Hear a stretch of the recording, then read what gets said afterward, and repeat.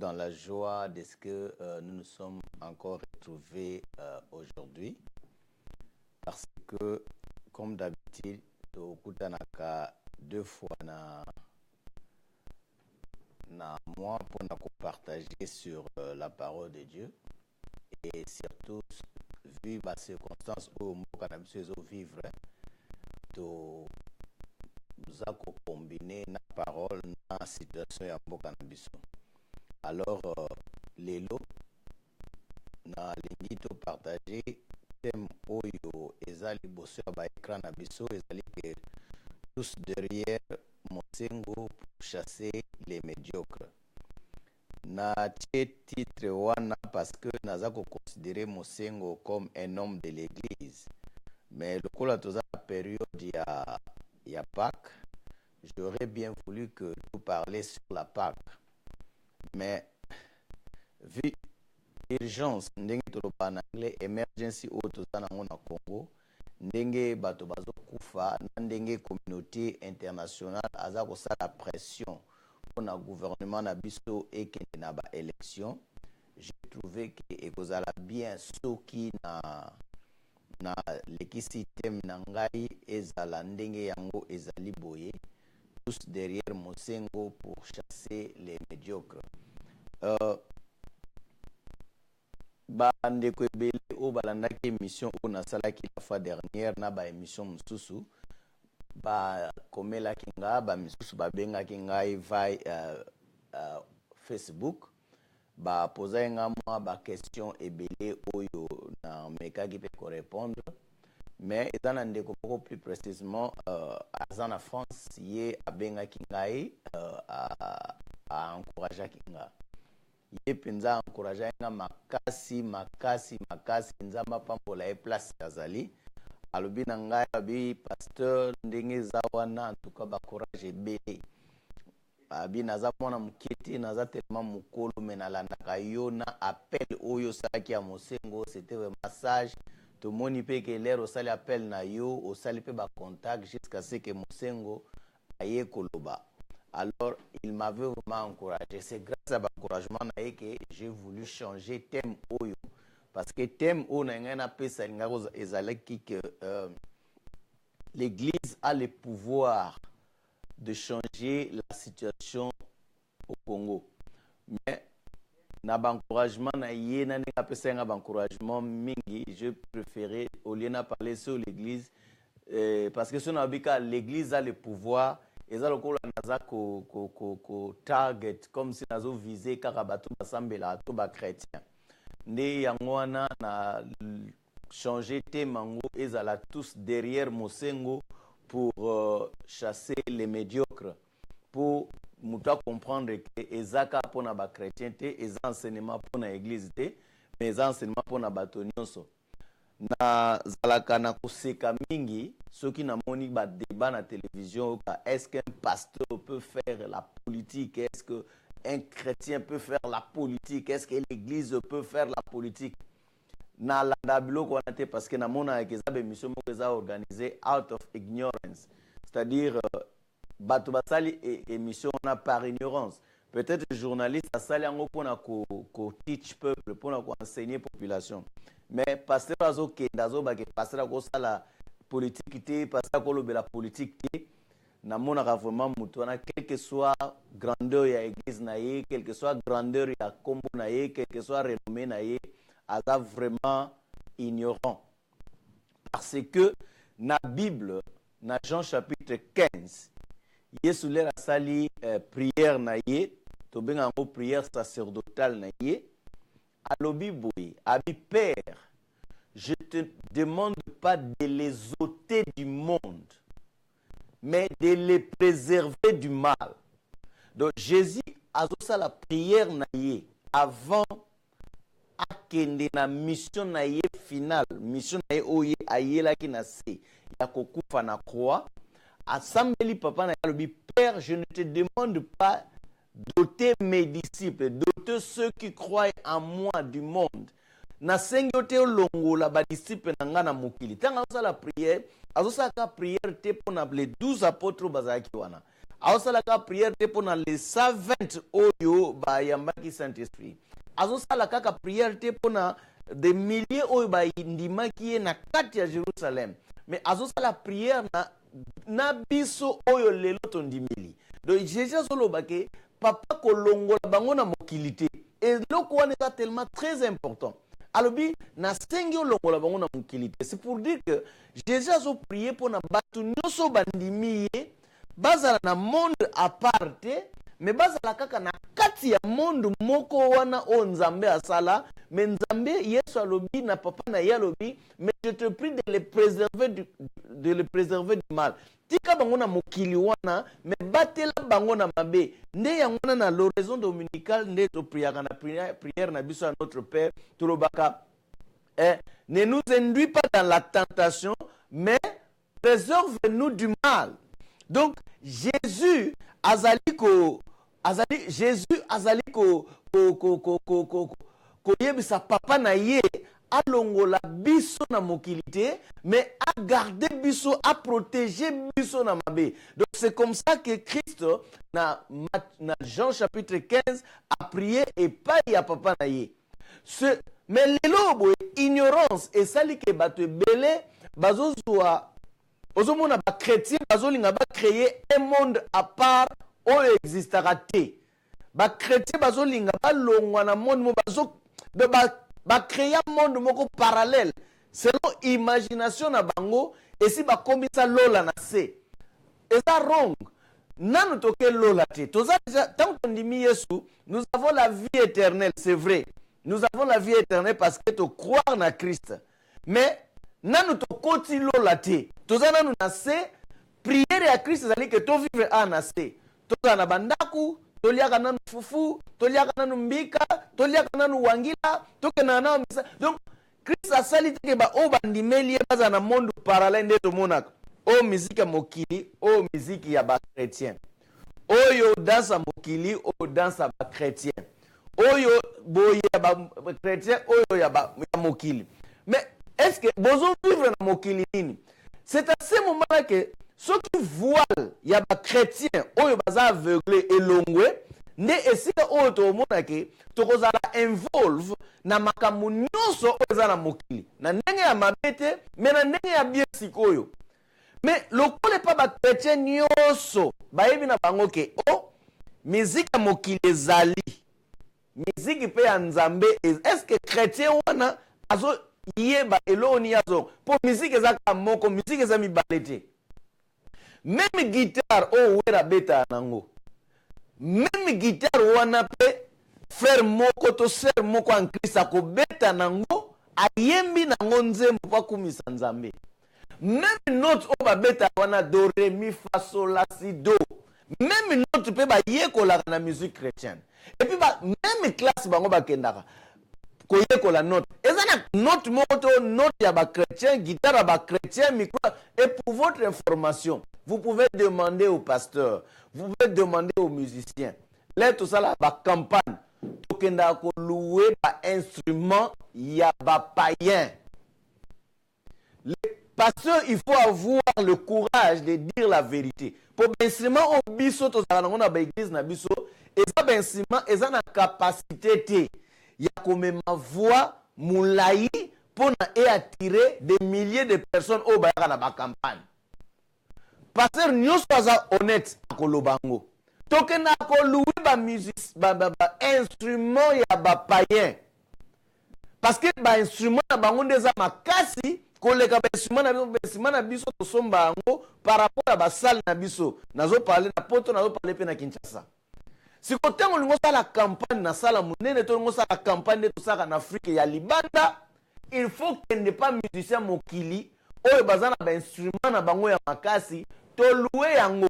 Imaginez ça na ba campagne mususu, je me rappelle tout ça ba campagne en Afrique oyo bandi retard parce que ba instrument wana ekenaki ko beta concert. L'état lo wana concert baya ko installer yango na terrain oyo nga nazo sala campagne et le temps. C'est pour dire que toza biso nyonso na kati ya monde kaka moko o nzambe akelaki na moi na sanza na banzete biso na bapaganu tozo ko respirer mu pepe moko tozo vivre na monde moko eza na monde aparte ndenge ba chrétien bazote ya malelo ndenge bazolakisa bango ke chrétien tambola boye païen tambola boye chrétien lataka boye païen lataka boye chrétien musique na bango ezalaka boye musique non. Oyo wana balobaka eza plutôt moralité. Un chrétien, non seulement un chrétien, une personne qui se respecte, comment peut-elle s'habiller? Ça n'a rien à voir avec le christianisme. Ça a à voir avec la morale, la pudeur. Ezala batu mususu basambela ate lateli na ye ezalaka toujours bien. Ezala batu mususu asambela te mamela masanga te. Asambela te mamela cigarette te. Asambela te me azaka na ye tambola pipa te masambela te. Kosala boto kosala boete, ça n'a rien à voir avec le christianisme, ça a à voir avec une vie morale. C'est-à-dire une vie de pudeur. Na kolata descend pour na laksake na za mutumo na za pudeur. Et ça va te belé bazandengwana. Mais lelo boton bo komisi yango ke faut olata boy, faut lata kitambala, so lata kitambala to ke na lifelo. That's wrong. Ça n'a rien à voir.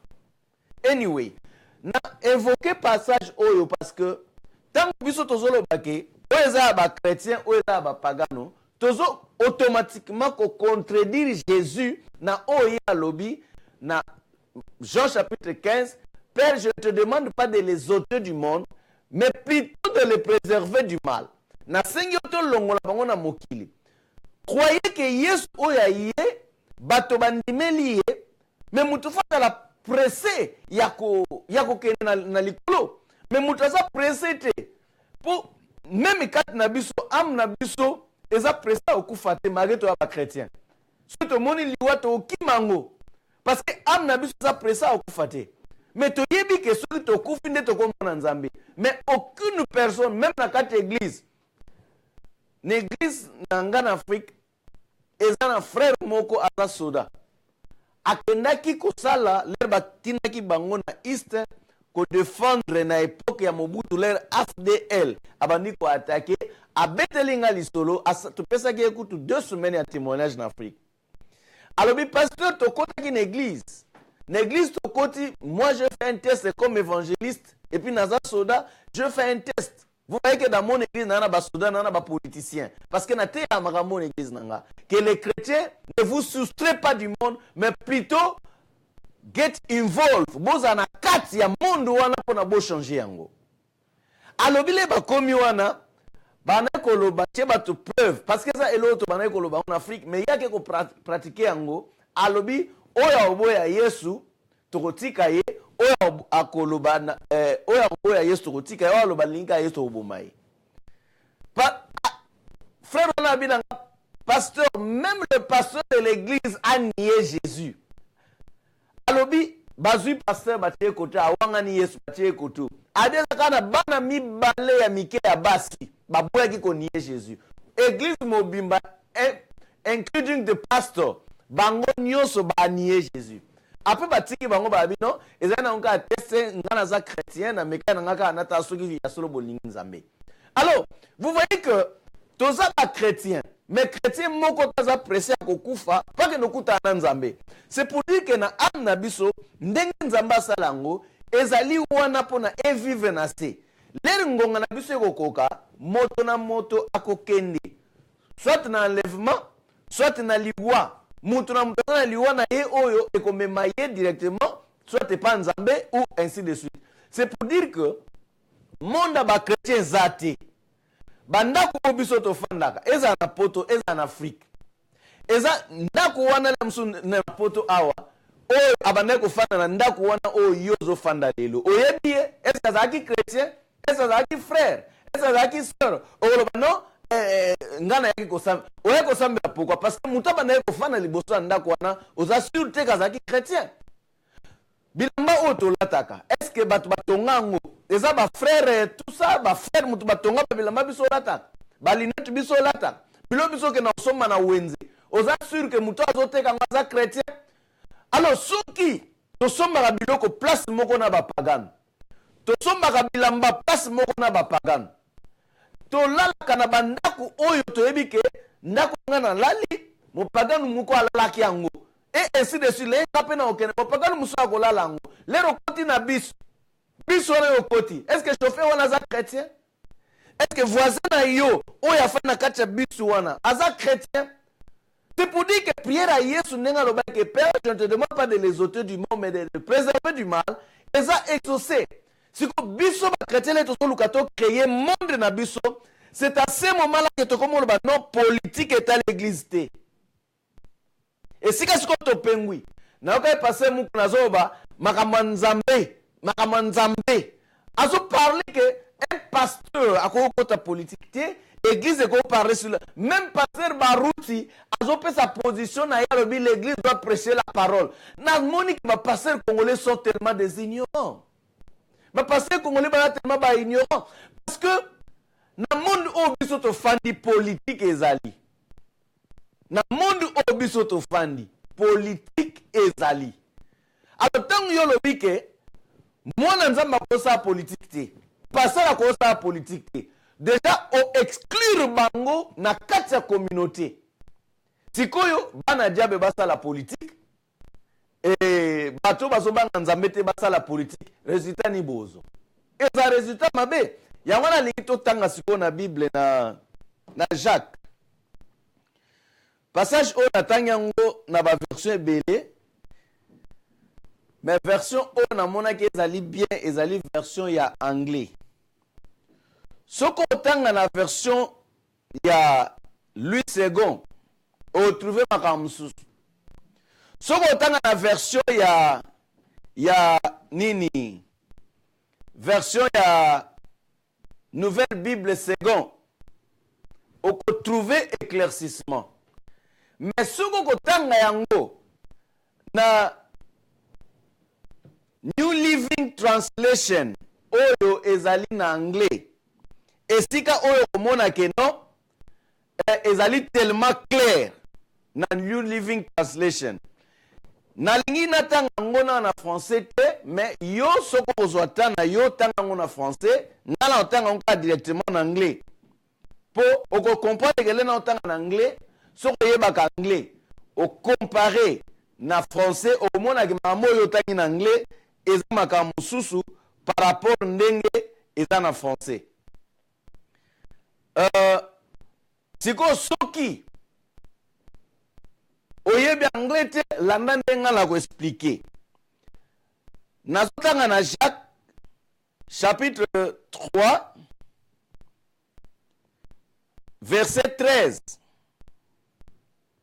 Natanga en anglais na New Living Translation King James T. Na lobaki ke Bible pona ko comprendre ba message nango faut que na ba version ebele pona ezana ba explication oyo ezali selon traduction. La nasco traduction a na lui second bazo parler sur le zèle la mer. To la nasco a nange ba biboy. If you are wise and understand God's way, prove it by living an honorable life, doing good works with the humility that comes from wisdom. Balabi soki yo ozali sage pe ozo comprendre nzela ya Nzambe lakisa yango na ko vivre vie moko honorable osala misala ya malamu to makambo ya malamu avec humilité oyo eutaka na sagesse. Mais soki okotanga yango na lui sekokoka bazo parler sur le zèle amer. Traduction lui second est différent de la traduction oyo basé na anglais awa. A bazo parler vivre, connaître la voix de Dieu. Pe a continuer la Bible. But if you are bitterly jealous and there is selfish ambition in your heart, don't cover up the truth with boasting and lying. For jealousy and selfishness are not God's kind of wisdom. Such things are earthly, unspiritual, and demonic. For wherever there is jealousy and selfish ambition, there you will find disorder and evil of every kind. Soki otangi yango na Louis II, okozwa kutu verite oyo elobami awa te. Ababi boye. Soki yo ozali na jalousie pe na ba ambition personnelle, obabi selfish ambition. Na Louis II babengi yango zèle amer. Ozo comprendre que tant que na Louis II zèle amer, obungi déjà. Obungi déjà. C'est pour cette raison que je vous avais dit. Si vous voulez comprendre le message de Dieu dans la Bible, il faut lire la Bible dans beaucoup de versions. Autant les lots qu'on dit traduire en bien pour la compréhension. Anglais, moto alobak anglais, tant azo tangango, azo mona teke yo, bazo parler sur le zèle amer, azo comprendre que non. Selfish ambition. Zèle amer kuna batanga yo me aba exali selfish ambition, ambition personnelle. Tant mutazo ko vivre via jalousie, na ba ambition personnelle, aluka ko couvrir en côté. Na kokosaka. Parce que jalousie na ambition personnelle wana ezali démoniaque, ezali anzambete. Na verset 16 alobi boye. Et si kanyoso jalousie wana ezali, na ambition personnelle ezali, okokuta désordre, okokuta mabe, okokuta soto nyoso mabe. Nde na Louis II babi là où il y a des zèle amer, il y a un esprit de désordre et ainsi de suite. Vous comprenez que je suis pasteur. Il y a des Bibles Oyo et Salama, elles ont vendu spécialement en Afrique. Ça, c'est la vérité. So, si Bible na yo tanga, kokena mbala moko te na ba verset, Luka Matthieu, Luka Genèse te. Tanga préface ya Bible wana. Tanga yango parce que c'est un livre. Okomona pe ezali na copyright, droit d'auteur. Bazo va que parti moté la Bible que ça la transmis sans autorisation et ainsi de suite. Au moment la Bible nous a commis spécialement pour l'Afrique. Si koyo tolobanin New Living Translation eza Bible mususu Louis II eza Bible mususu pour même passage autre tangi awa so na obina tanga ngona Louis II et ko bimisa makambo mususu.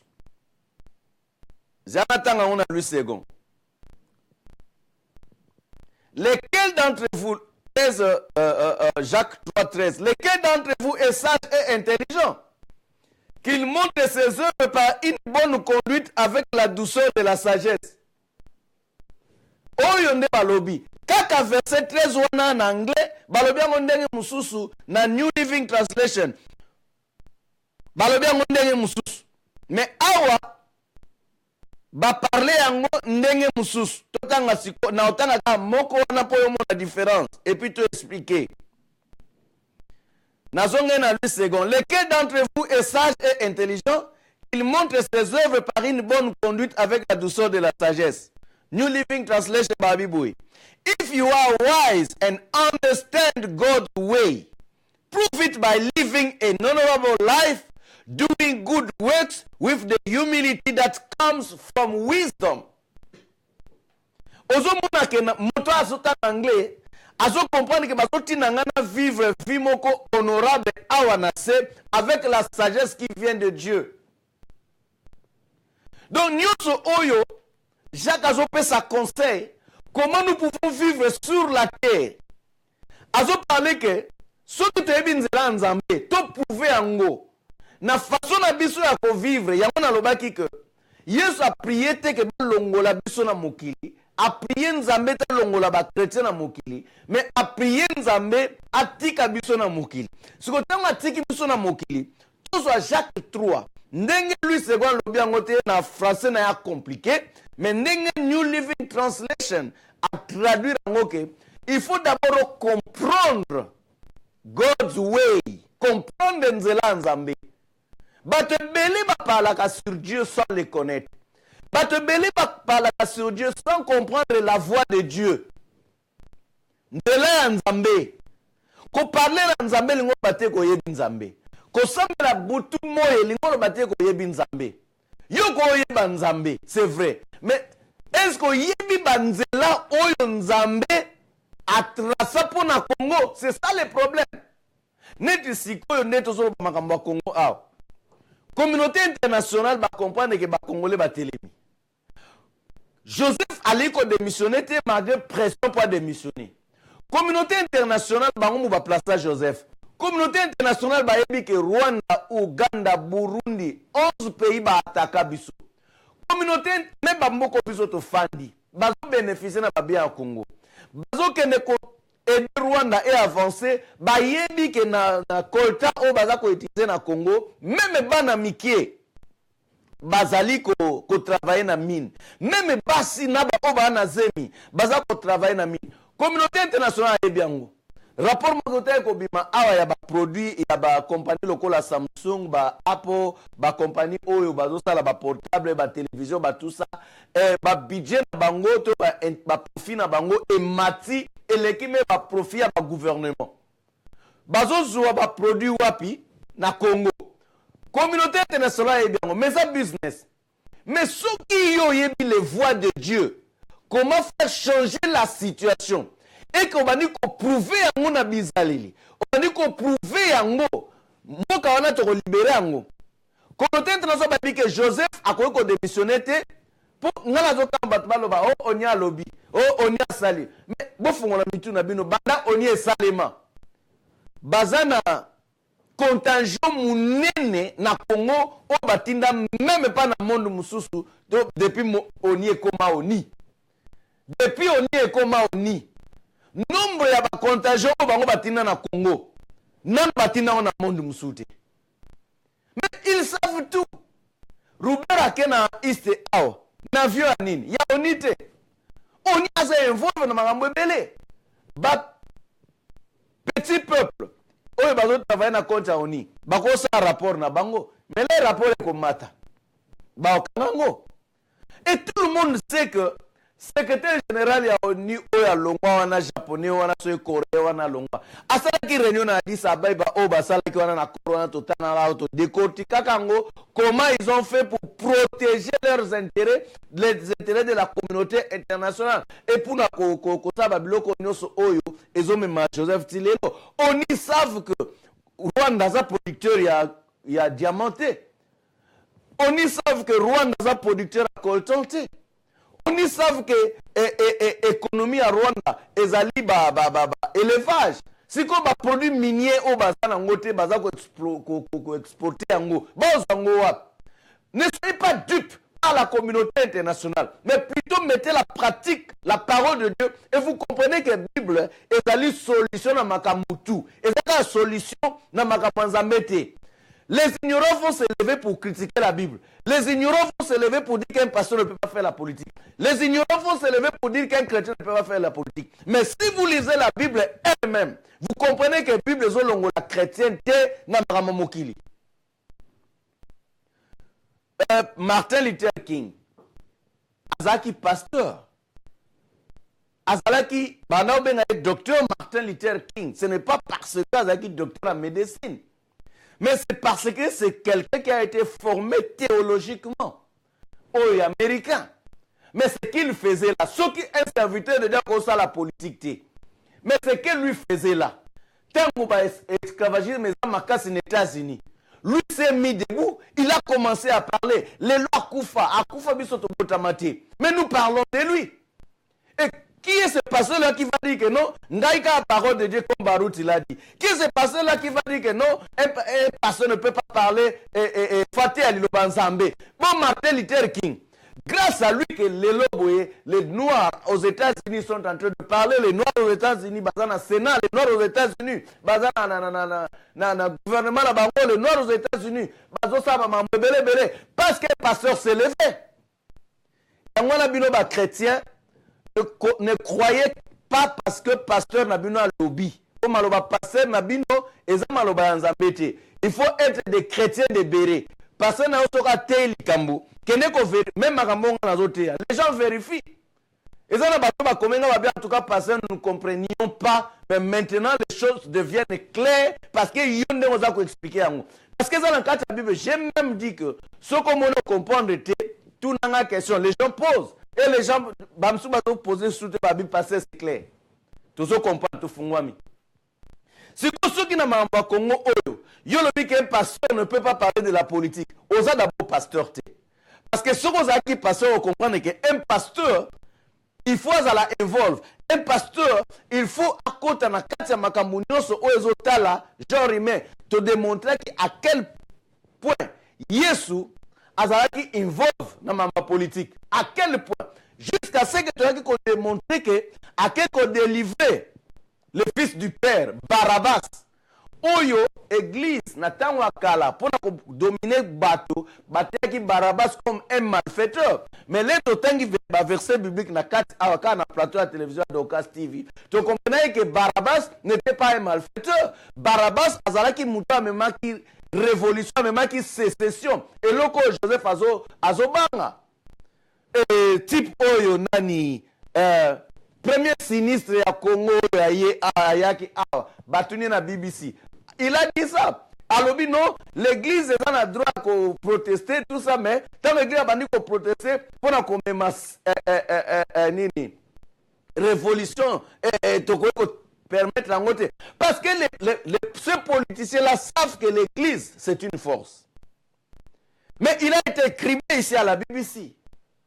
Bien aimé dans le Seigneur, Makambu est allé à la chrétien, même si ça me l'a annoté. Ce qu'on dit Bible, même passage on a attendu, on a besoin de remplir du Saint-Esprit pour comprendre. On a besoin de né de nouveau, tout va baptiser pour comprendre. J'ai toujours dit, la Bible est la vérité. Jésus-Christ est Seigneur. Bon matabo kita. Même si les antéchrists utilisent la situation du Congo pour essayer de dénigrer l'Église, pour essayer de dénigrer Jésus-Christ, mais nous passerons pour montrer que Jésus-Christ a sa fin. Madame Oyo est allé délivrer sa mboka, et ça la carte de la Bible. Bate bino ya ngondete. Mais si qu'on biso tozote ya yango, oza monter à ma case jusqu'à quand pour nous croire que la Bible c'est une vérité. Pourtant, la Bible dit que ce qu'on comprend les voies de Dieu, nani wazana mayena ko comprendre nzela ya Nzambe pour la délivrer Congo na minute. Est-ce que Congo peut la délivrer? Ils ont besoin d'élection. Quand Moutazo comprendre que Congo a besoin d'élection, ils ont besoin d'élection pour appuyer l'élection. Mais eux, ils ont comprendre à quoi jamais appuyer l'élection parce que un pays occupé ne sera jamais libéré. Un pays occupé ne sera jamais libéré par les élections. Toujours le dans la Bible. Alors, la Bible, oui. Dans verset 16, il y a Jacques 3, 16. For wherever there is jealousy and selfish ambition, there you will find disorder and evil of every kind. Wherever there is jealousy and selfish ambition, les ambitions personnelles, il y a un bomi Congo. Mais si comme ambition personnelle les alliés, et si comme jalousie les alliés, des autres kozala, pe makambo nyonso ya mabe ekozala. Pourquoi Congo ezo bongate? Pour la ambition personnelle, pour la jalousie. Ne comprends pas d'exemple belé. Mais dans la communauté internationale, comme il poussé que Congo ait une élection. Yo penza zalana calme. Zaka moi mayele otanga osukata na troisième des humanités. Fanasiko calme. Oko voter nani. Les élections. Tant qu'on a une élection, on vote nani. On vote Félix Tshisekedi. Pour la commune Félix Tshisekedi. Tout qu'on vote Félix Tshisekedi. Pour un projet de société qu'on a présenté, yo, on que non ça va, et qu'on a bien pour n'angala banana, moi puis qu'on a bien pour la Congolais Moussou, si qu'on a supporté Félix Tshisekedi pour passer une élection. Tout yo voté qu'à Félix Tshisekedi parce qu'il y a Moulouba. Bon, na tu vas lister anyway. Tout qu'on voté qu'à Félix Tshisekedi parce que comment est Félix Tshisekedi. Et tout ça, moi, Maël Moukié. Mais l'ambition, il y a Zanango. Azan ambition comme président de la République. Et ça, selfish ambition. Ce que projet naïe pour na Congo, na état oezali, pour nato koma dans 5 ans et ça Alexa biso non atiki Félix Tshisekedi nazo papa ngwanda ndeko moka poser écoute question abi pasteur yo tuna nanu ba papa ngwanda na 32 ans basala na pouvoir et là on y a malonga ba mema na Congo na répondate parce que naza wrong person oye akokai ko poser question wana question fa poser bato apareko ponga na muta apareko te papa ngwanda aloba trop makambo aloba za solo mais projet oye aza nango pona Congo eza libéré eza nini siko so Congo eza libéré projet oye aza nango pour Congo eza développer eza nini même ça peut se candidature toyebi mais projet na ye toyebi yango te on ne peut pas aller aux élections comme ça na ça a toujours pas makambo to papa ngwanda aloba bolandango eza mamba solo mais ton look na minute on a besoin d'information te na minute on a besoin il y a délivrance à Congo. Quel est son plan? Il a été là-bas, il a travaillé avec Mobutu, il était parmi les dernières personnes au Bazar qui tout proche de Mobutu, il connaissait beaucoup de choses de Mouwa Lobango. Mais quel est son plan pour la délivrance du Congo? Et ça simple. Attends en action. Et maintenant, ce qui délivrance à Congo et Salemi, quel est son plan pour le développement du Congo? Tu vas voter Papa Ngwanda parce que comme on est Papa Ngwanda. Mais yépe azana selon la Bible 4 kamuto ezamo mbelia mopanga mibale ezana 204 aloko le pe. Yépe azana ba selfish ambition na ye. Ngai soki ngate mutu musu pe te na Congo na. Simple. C'est selfish ambition. Ne Bible obike et si selfish ambition ezali na jalousie des autres ezali tous au vivre en route. Naza so politicien mususu. Et naza so politicien mususu. Tous lokola o nani Katumbi. Katumbi. Oyo lelo bo ba congolais mususu baza ko supporter. Ozo supporter Katumbi parce que comme on est Katumbi to parce qu'il y a pas de solution à délivrance à Congo. Mais avant supporter Moutou, il faut y battre. Mounou a un passé, Mounou a un présent, Mounou a un futur. Tu es d'accord?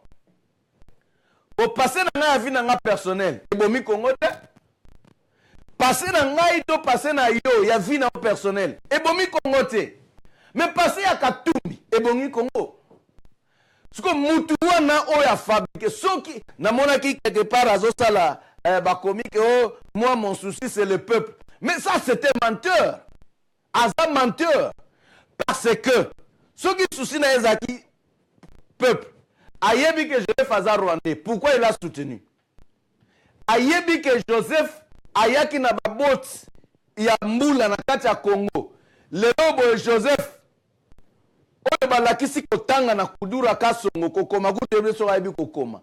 il compte des milliards de dollars avec l'appui de celui-là qui dit que mon souci c'est le peuple. Les Rwandais ont soutenu Joseph. Aïbate le peuple Azali. Peuple Azali qui n'est qu'à. Qu'est-ce qu'il a fait pour le peuple? Et l'on voté. Et Moutouan, les lobos ont soutenu Ateki Colta, Ateki Iranium, Ateki Cobalt, Ateki Cuivre, Ateki Biloko Nyoso, Oya Congo, les lois comme un milliardaire. Aïbate le peuple Azalaki. Soka Sombaki avion pour Namazembe, Zambon à Congo. Et puis les bazobet la Coupe d'Afrique va gagner, on va zoom, bazwa qui mbongo combien? Bazwa mbongo. Tout le monde a équipe à Chelsea, mais quand vous gagnez une compétition internationale comme celui-là, il y a des millions de kotaka. À son moment, on a été la poche. Non. Oh, à Tongi Stade, et ça bon à Congo. Et ça encore à 10 millions, à 100 000 à Tongi no Stade, Bobetele Mabok. Ah, Congolais. C'est quand on vous obana. La Bible dit, et si une ambition personnelle les alliés, des autres de Yosa. Moi je crois en la Bible.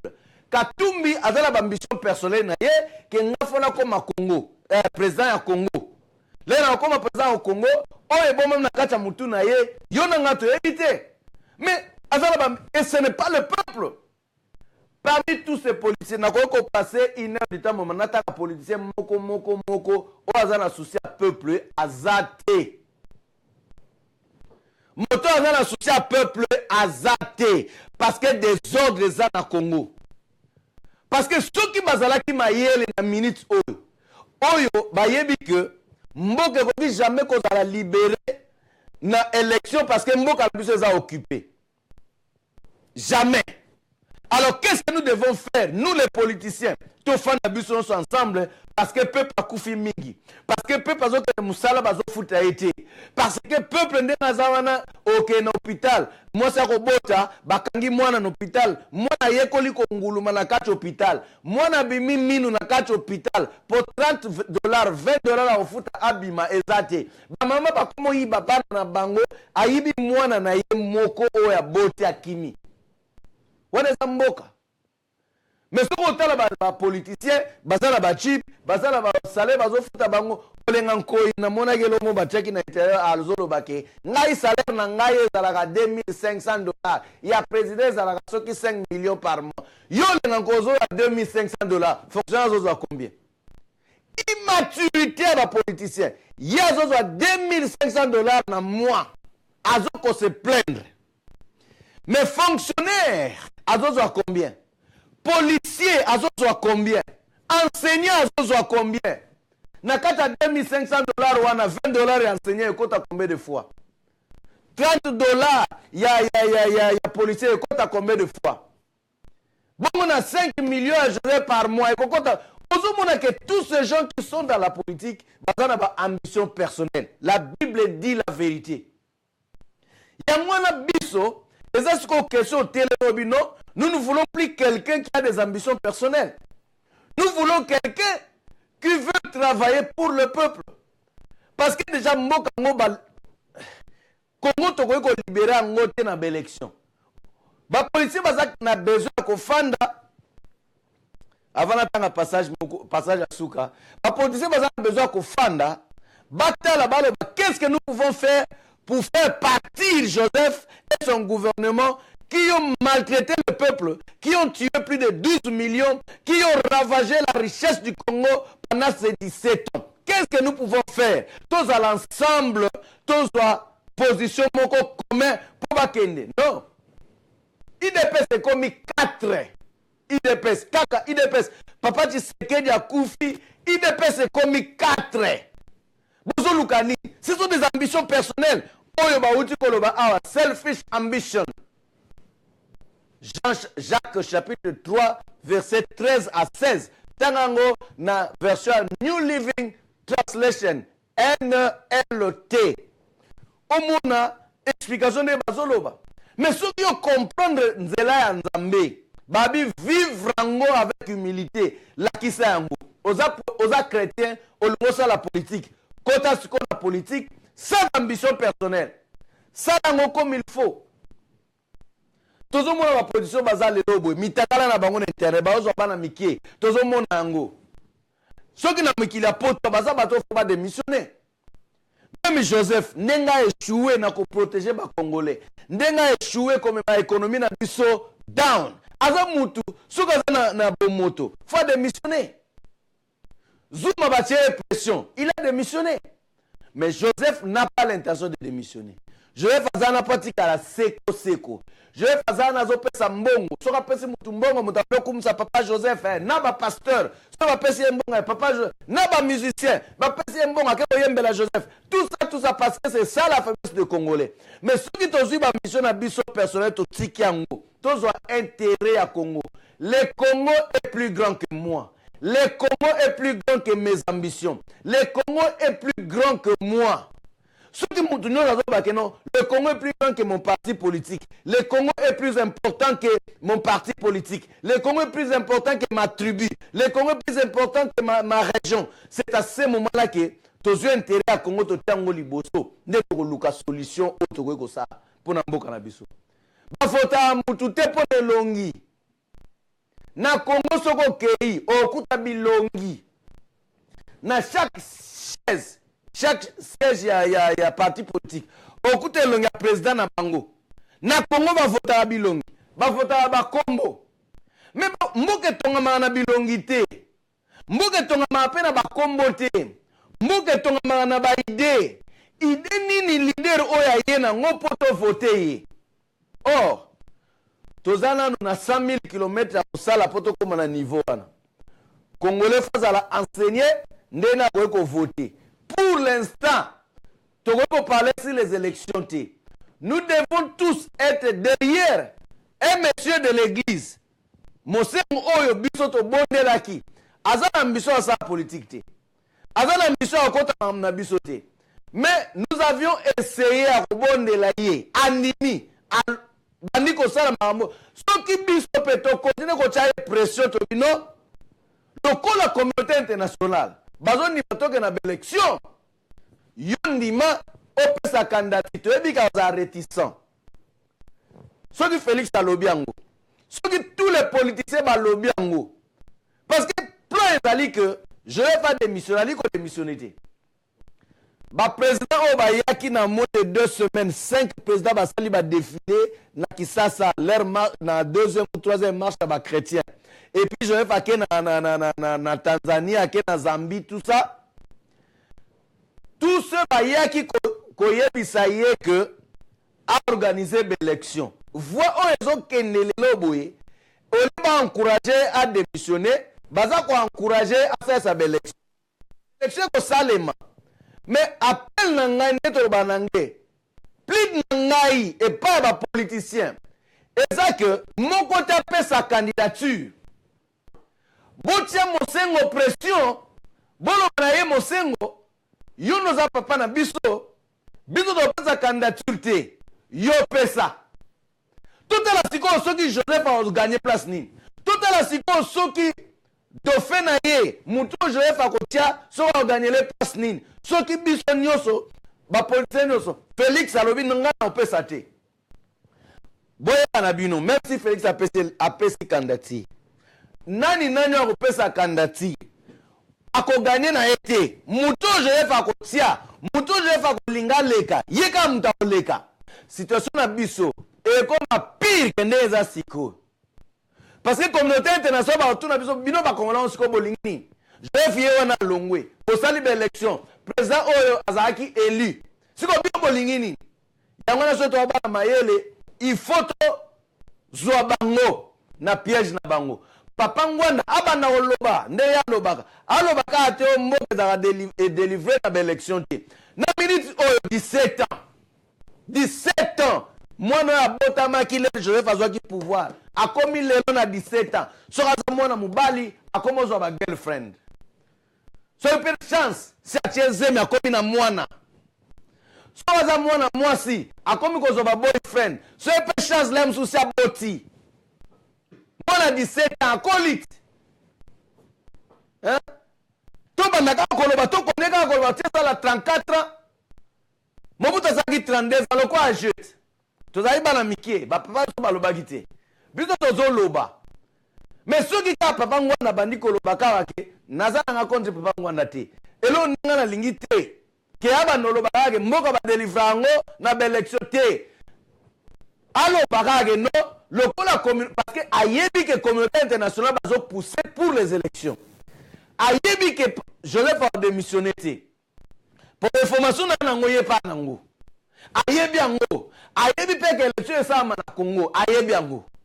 Ayebi makamno so Joseph faza nango pour la déstabiliser Congo na ayebi ango. Mais ce qui a lobby le que non batno so balanda ye na ba politicien a pesa bango conseil ba pousser Mosengo a pesa candidature a candidat yemoko contre qui que ce soit au chef à passer te libérer Congo parce que Mosengo a une ambition à la politique te azana na za politicien azana na gouvernement Vatican a lugani na mamba Congo Mosengo les gens ne savent pas que le Vatican c'est un pays et le pape c'est un président ngana fa en Angleterre na kata Londres.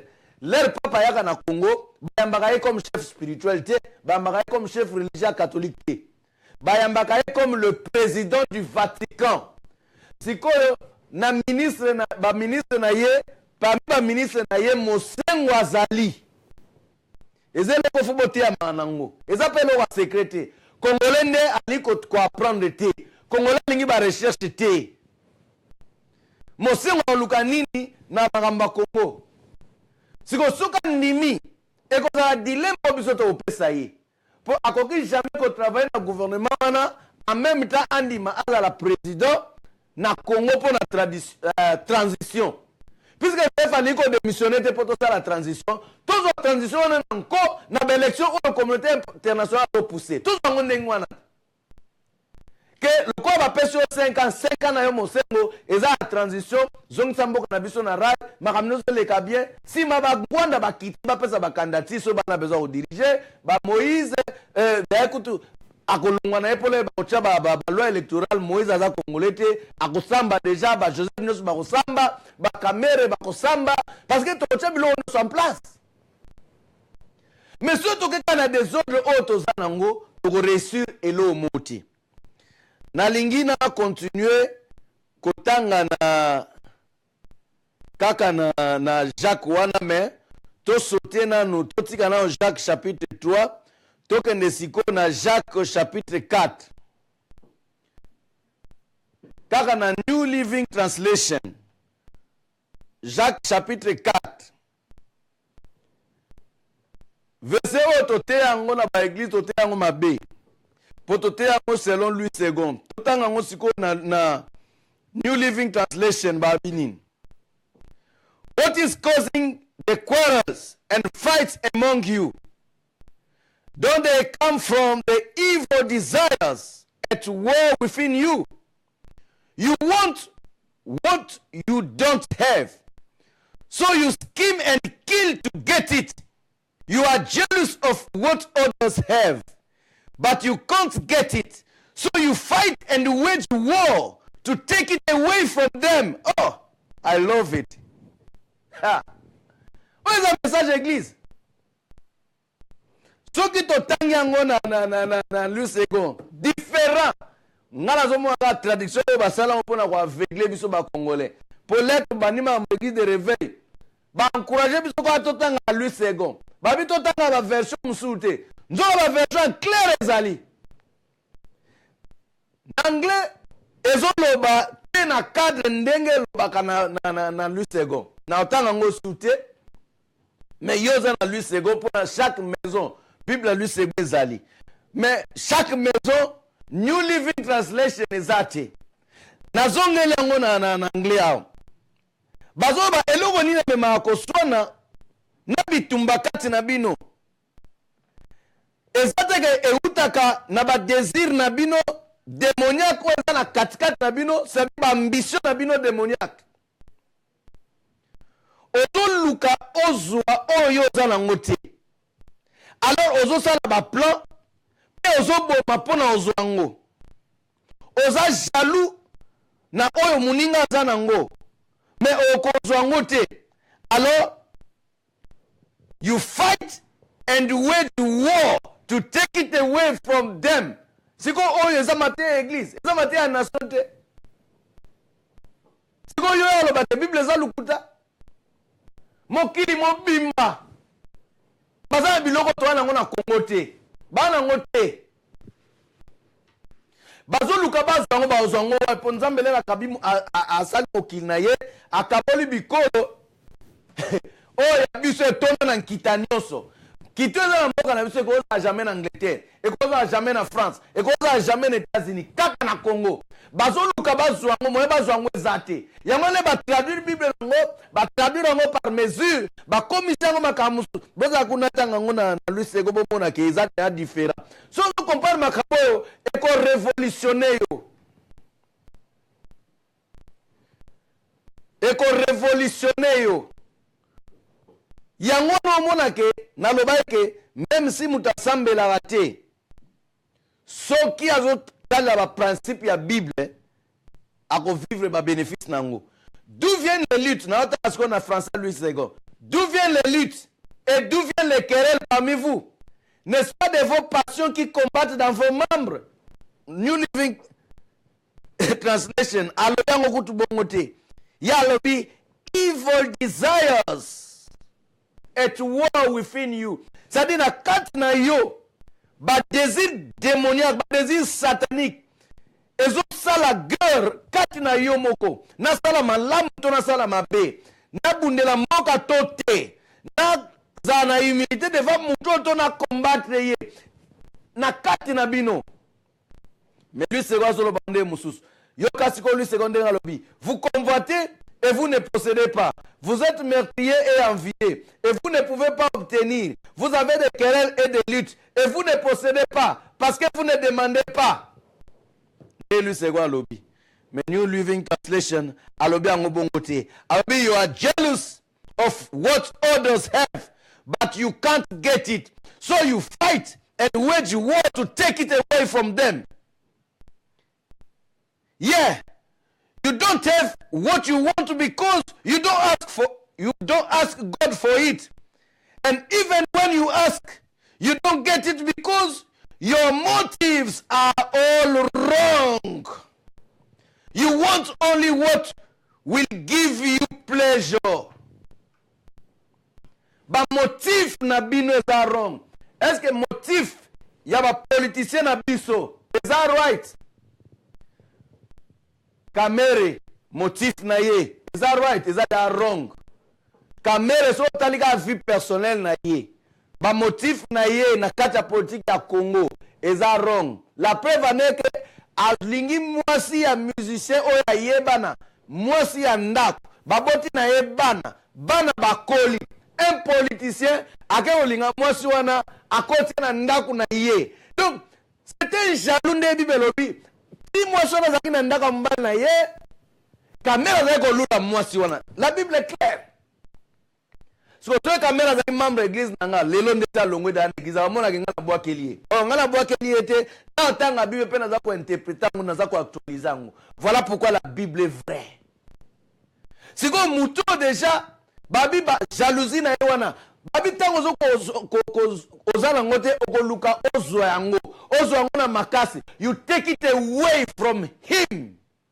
De bibelobi ne pe ba osa biso na Congo bana besoin kota na biso bana besoin diamant na biso baza besoin pétrole na biso baza besoin richesse o biso to alango lokwa baza na ngote bazo zo yango na nko na kanai. Quel que soit le prix des enfants qui meurent, quel que soit le prix des enfants qui travaillent dans des mines, quel que soit le prix des femmes violées, quel que soit le prix des femmes tuées, quel que soit le prix de 12 millions de Congolais, la famine au Congo, la pauvreté au Congo, l'éducation n'existe pas. Aucun hôpital, les hôpitaux sont là, bâtiments à Pamba, conscience médicale exatée, à quoi côté de Mbongo exatée. Communauté internationale, ils s'en foutent. Parce qu'ils veulent nos biens. Apple s'en fout. Samsung s'en fout. Toutes ces compagnies-là s'en foutent. NASA s'en fout. Grande-Bretagne, toute la communauté internationale, ils s'en foutent. Parce que Bible lobby a solo que bazana besoin yango, bazuango, de take it away. Mais ceux qui moto yazali chrétien, moto ayebi nzambe, moto aza brisé par la parole de Dieu. Alobi dans ça la politique. A cause de l'ambition personnelle, parce que besoin na ye kozanini peuple. Bible boy. Lorsque les justes se lèvent, le pays prospère. Lorsque les justes se lèvent, le pays prospère. Tango batoyo bandi yebi nzambe bandimeli nzambe bandimi kokota na kati ya politique mboka ekomata ya mwana chrétien eza na monde moko te à part oyo nzambe asalaka biso monde na biso yango oyo bapagano monde na bango yango te. Yesu apriaki papa na ye po biso nyonso to vivre kaka na monde moko oyo monde mosusu eza te. À la seule différence que nga état que chrétien vie na nga fo ezala exemplaire, il faut nazala modèle ne lobeli na nga ne fandeli na nga ne zaleli na nga ne teli na nga na lolenge na nga kozalela na kati ya mokili ndenge Paul alobi tout m'est permis mais tout n'est pas utile. Naza pe na droit kosala oyo bango pe basala mais na me restreindre na mikangi na kosala ngote parce que ngana za affranchi. C'est comme ça qu'un chrétien peut vivre. Olingi changement na Congo, get involved. Olingi changement na politique, get involved. Olingi changement na business, get involved. Chrétien faut aller partout dans le monde en haut, parce que c'est ça la volonté de Dieu. C'est ce que Jésus a demandé à son Père. Et ça, c'est que non, les chrétiens dans le monde na bango. La plupart de les gens qui sont des chrétiens, na ba pasteur. Mais Moka est en prière. Bill Gates a commis richté, n'a qu'à prier 7 fois par jour. Au contraire, attend qu'à livre moko par semaine. Et puis il travaille pourquoi la mouka toujours avant 6 heures. Ce n'est pas na l'église, ce n'est pas na tonga l'église, ce n'est pas na créer l'église, net développer mentalité na biso. Ce n'est pas na tonga l'église, net développer Congo. Le travail. Parce qu'il faut encourager les gens qui la médecine, les droit, pour encourager les gens parce que mboka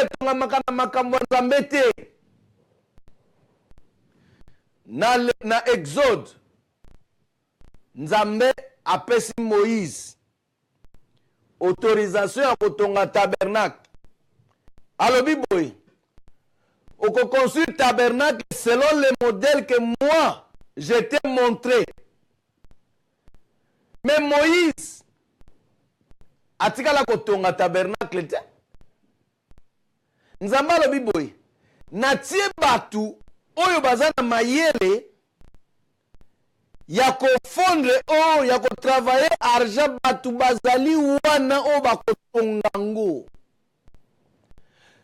Les gens ont Moïse a pesi plan batu batongi tabernacle. Leto comment on la tabernacle? Est-ce babana ko fuka mapo tabernacle tongama? Yo Congo zo priyo kazi ba angelu ndemba odivre Congo. Yo Congo zo priyo zo kanza ke ba angelu ndemba tonga Congo. So ezaki ba angelu ba sala ma onde tabernacle ndemba angelu mba tonga ngod. Nzamba pesi modèle à tabernacle. Mais bana ezemba tonga tabernacle. Congo ekotonga mana ba congolais. Congo ekozala libéré na ba congolais. Congo ekozala délivré na ba congolais. Alors, pour na kosukisa, loko la plein la communauté internationale. Ezalika ba mema biso na élection. Pendant que église te pousser on a Joseph a démissionné, Azoboya a démissionné. Alors que j'ai mouru d'une balle à la tête. Azako poussé pour les élections. Si nous avons des politiciens au bazana, d'ambition personnelle, na minute oyo, politicien mon côté appelle sa candidature. Et dans mon ordre té, ils apprennent quand on s'acquitte plan, on s'en a monsengo ale kaliboso pa leki, ndenge peto na zope sa plan, o batumsupe pa ko back yango up. Lokola ba Papa Ngwanda, lokola ba Félix Tshisekedi, lokola ba Martin Fayulu, lokola ba président Mokia, lokola ba Tebele toza bango ba Frank Diongo ba la prison, ba Jomi Ndonga ba la prison, ba politicien nyonso baza na Congo, ba back yango toluka moyen ya koyebisa Mosengo, lokola communauté internationale, baza ko pousser pour les élections, yo so na pape. Ndima la candidat pour biso de sa candidature to tiki charge na maboko na yo. Il ne va pas nous abandonner.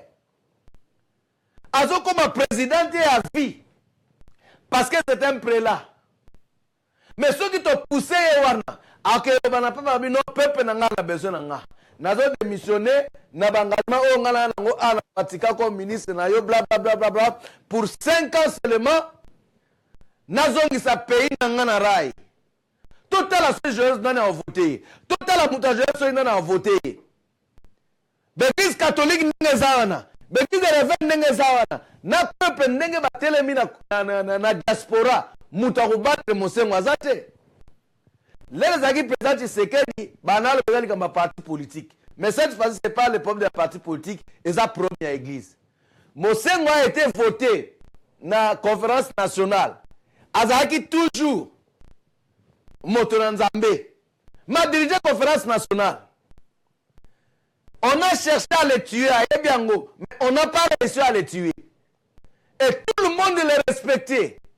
Oya lobby, vous avez continué à trouver des Français minene, jusqu'à ce que le président Tshisekedi a été ma ministre, premier ministre, dans la conférence nationale. C'est vrai qu'on dit ma troisième voix.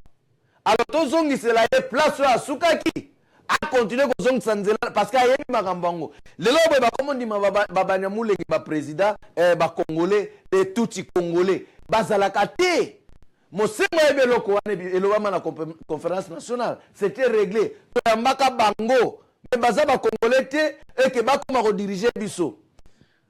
Bien aimé, to continuer dans 2 semaines. Mais message nanga ndenge ezali wana ezali que to appuyer Mosengo pona andima azala président ndenge communauté internationale bazolinga ko pousser pona élection. Tu veux dire que solution à Congo ou na élection ti. Mais parfois sagesse na biso il faut esala. Alors to sengi que ba politicien bon ambition personnelle na bino botika ngosima. Parce que même si je vais faire démissionner, tout ça a besoin de transition. Élection biso to opesa Mosengo eza ngana nga pasteur église de réveil. Nazana nga d'accord na ba enseignement ba catholique. Mais na ba circonstance mususu tango moni ke mutu yo akoyi komema changement na eloko moko boye. Tika ngweza lela bongo. Et là, à un moment où je crois, Chili, je crois, ce n'est pas sanité, mais ils ont un pays à l'Amérique du Sud. À un moment donné, il y a des difficultés, il y a une crise, il y a une rébellion. C'était un prélat Aristide. Ezaki Aristide, il est président. Alors, les policiers ont décidé qui va Aristide.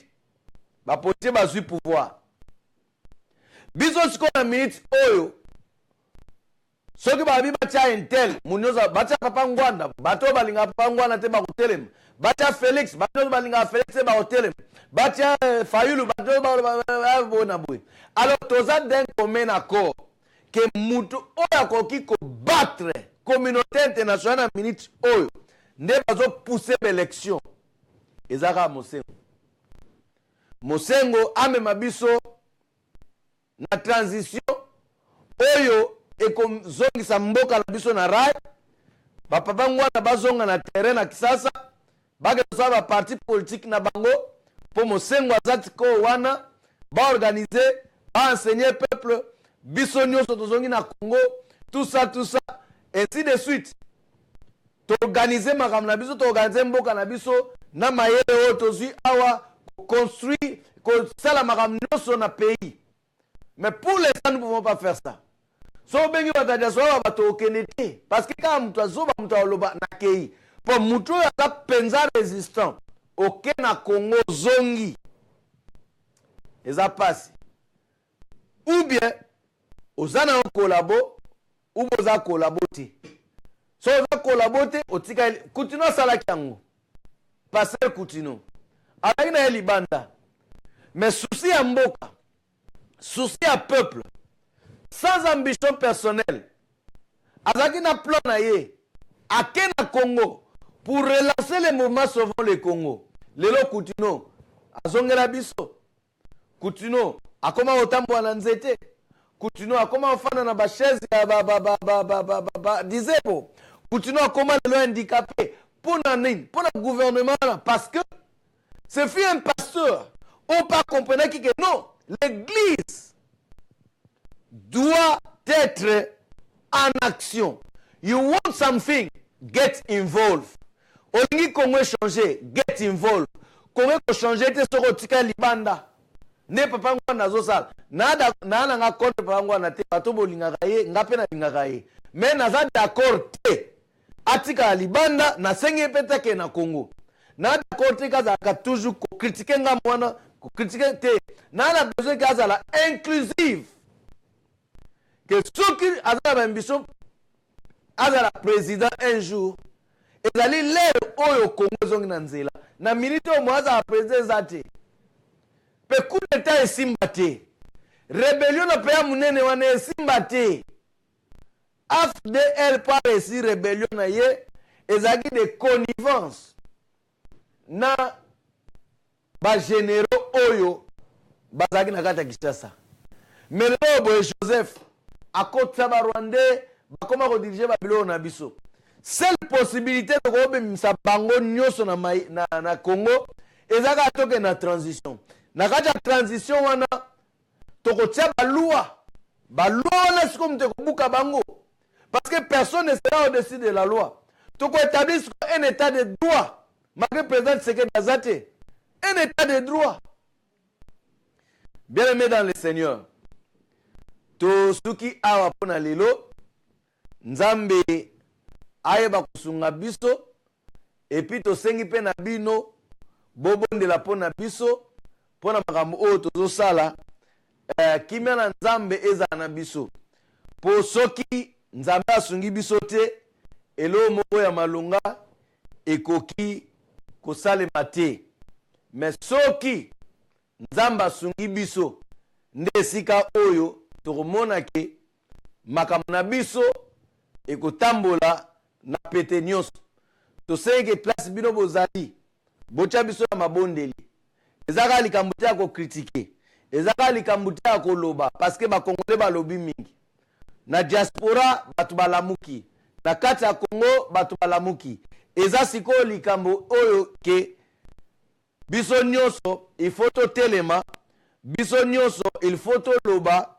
biso nyonso il faut tobima biso nyonso il faut tosala eza likambo sikoyo ya biso nyonso bakongole oyo esengeli to get involved soko oloni bilanga na yo oza na besoin ya bitekuteku folo na bitekuteku soki oloni bitekuteku te ndunda mosusu ekobota wana osepela nango te alors eloko biso tolingi esalama na Congo ezali eloko oyo biso ifo tolona biso bakongole toya makasi na oloba toza surtout makasi na kokritike mais passage ya Jacques nde totangi yango ezosenga ke biso tozala involve soki toza involve makambo mboka na biso nde sika tokomona fruit oyo biso toza nango besoin mais soki toza involve te elo moko ekosalema na kati ya mboka wana ezali te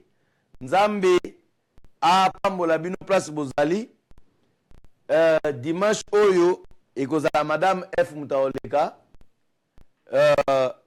biso tokutana kaka après espace ya dimanche mosusu nde tolobi botika madame na kombo na Yesu nzambe apambola bino bye.